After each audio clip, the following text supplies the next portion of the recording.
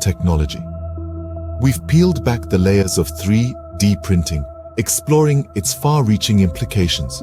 This innovation, once the realm of high-tech laboratories, is now accessible to everyone, from the curious hobbyist to the professional engineer. It's a technology that's as simple as it is powerful, enabling us to bring our wildest ideas to life with just a few clicks. We've learned that 3D printing is not just about creating objects, it's about unleashing our creativity, pushing the boundaries of what's possible.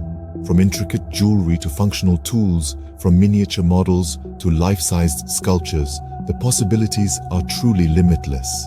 This revolutionary technology is not just changing how we make things, but also the very fabric of various sectors, from manufacturing to medicine, from education to art. It's a testament to human ingenuity, a tool of creation that's only limited by our imagination.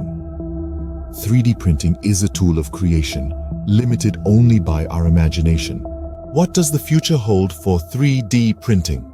Let's paint a picture of tomorrow where 3D printing takes center stage.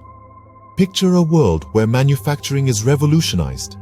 Instead of large factories with extensive waste, we have compact 3D printers creating products with precision, reducing waste, and conserving resources.